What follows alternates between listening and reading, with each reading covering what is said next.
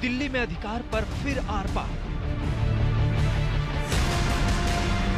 सरकार का मतलब होगा लेफ्टिनेंट गवर्नर, तो इसका मतलब यह है कि चुनी हुई सरकार का कोई मतलब नहीं रह गया, चुनाव कराने का कोई मतलब नहीं रह गया, मुख्यमंत्री मंत्री का कोई मतलब नहीं रह गया। तो ये एक बहुत ही तानाशाही भरा अमेंडमेंट है। केंद्र के नए बिल पर शुरू हुई तकरार कि जिस तरह से केंद्र सरकार अलोकतांत्रिक तरीके से चोर दरवाजे से दिल्ली को पुनः नियंत्रित करने की तरफ बढ़ रही है, उसके खिलाफ आम आदमी पार्टी सड़क पर भी इसके खिलाफ आंदोलन चलाएगी। नए बिल से दिल्ली के बॉस बनेंगे एलजी, खाली हाथ रह जाएंगे केजरीवाल। केजरीवाल साहब का काम है लोगों को मिसगाइड करना, क्यों मिसगाइड करता है वो? केजरीवाल नेगेटिव पॉलिटिक्स करता है। एक कहावत है, खिसियानी बिल्ली खंबा नोचे, और एमसीडी में जब बीजेपी जीरो हो गई तो वो क्यों हीरो बन रही है? पावर कट वाली पॉलिटिक्स का सच क्या? सिर्फ सियासत या शक्ति का संघर्ष?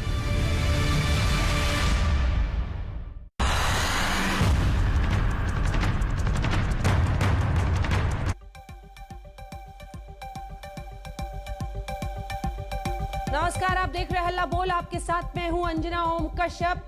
वक्त हल्ला बोल का है। दिल्ली पर किसका कितना अधिकार, इस बात को लेकर अरविंद केजरीवाल सरकार और केंद्र फिर आमने सामने है। नया विवाद शुरू हो गया है केंद्र के उस बिल से जिसमें दिल्ली में उपराज्यपाल को अधिक शक्तियां देने का दावा किया जा रहा है। कल लोकसभा में बिल पेश होने के साथ ही केजरीवाल सरकार ने इसके खिलाफ आवाज बुलंद कर दी है और यहां तक कह दिया है कि चुनाव में हारने के बाद बीजेपी अब पीछे के दरवाजे से दिल्ली की सरकार चलाने की कोशिश कर रही है। हालांकि बीजेपी इस बिल को सुप्रीम कोर्ट के आदेश के हिसाब से सही बता रही है।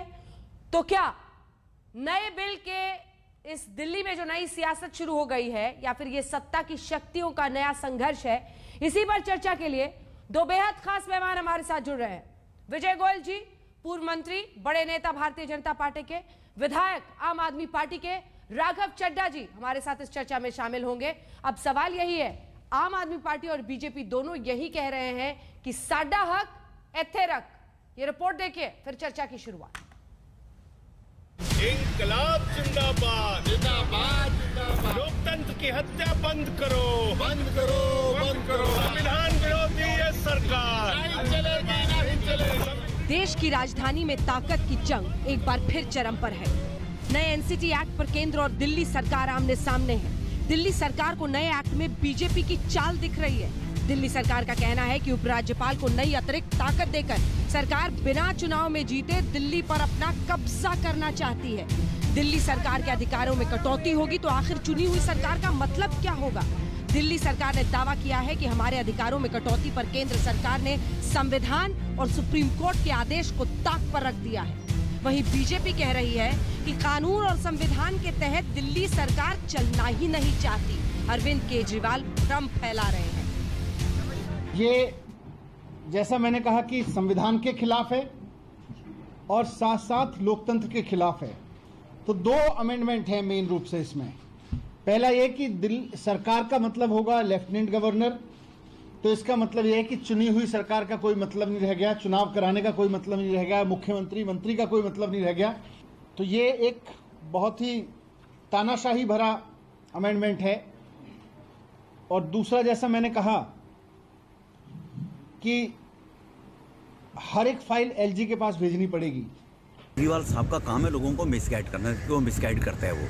ये सेक्शन 44 के अंदर एनसीटी एक्ट में स्पष्ट प्रोविजन था कि जो लॉ बना हुआ है एनसीटी एक्ट का, उस एनसीटी एक्ट के अंदर लेफ्टिनेंट गवर्नर जो सेंटर से रिलेटेड लॉ होगा उसको लेफ्टिनेंट गवर्नर की जानकारी में डालकर और इम्प्लीमेंट करने का अधिकार राज्य सरकार को होना चाहिए। राज्य सरकार कर नहीं रही है, तो लेफ्टिनेंट गवर्नर अगर उनको देखेगा और वो केंद्र से रिलेटेड होंगे तो वो सरकार उसमें अनाधिकार प्रवेश ना करे, केवल उसको जस्टिफाइड करने के लिए है। ये दिल्ली के मुख्यमंत्री अरविंद केजरीवाल ने ट्वीट किया, दिल्ली में सरकार का मतलब एलजी होगा तो चुनी हुई सरकार करेगी क्या? सारी फाइलें एलजी को जाएंगी। ये उस फैसले के खिलाफ है जिसमें 4/7/18 को संवैधानिक पीठ ने फैसला दिया था कि फाइल एलजी को नहीं भेजी जाएगी। फैसला चुनी हुई सरकार लेगी और फैसले की कॉपी एलजी को भेजेगी।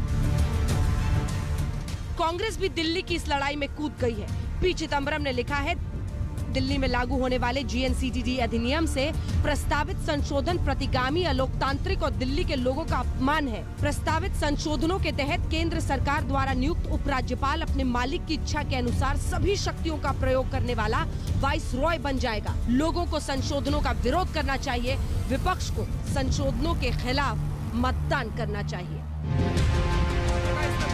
सत्ता की ताकत का ये बवंडर आने वाले दिनों में और तेज होगा। दिल्ली सरकार इसे बीजेपी का षड्यंत्र बता रही है और आम आदमी पार्टी 17 मार्च को 2 बजे जंतर मंतर पर विरोध करेगी, जिसमें पार्षद, विधायक, मंत्री, सांसद, मुख्यमंत्री सभी शामिल होंगे।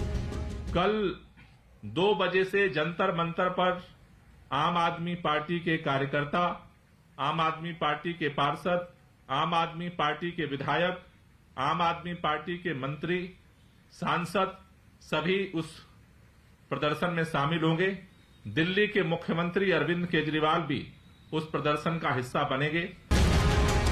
एक वक्त पर आंदोलन से खड़ी हुई आम आदमी पार्टी एक बार फिर विरोध प्रदर्शन का रास्ता अपना रही है। संसद में आज आम आदमी पार्टी के नेता विरोध करते रहे, जबकि सुप्रीम कोर्ट ने स्पष्ट तौर पे कहा है दिल्ली में चुना हुआ मुख्यमंत्री ही सरकार है, चुनी हुई सरकार ही सरकार है।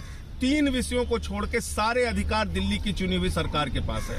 अब आप उस सरकार को ही खत्म कर रहे हैं, आप LG को सारे अधिकार दे रहे हैं। एक कहावत है, खिसियानी बिल्ली खंभा नोचे, और MCD में जब बीजेपी 0 हो गई तो वो क्यों हीरो बन रही है।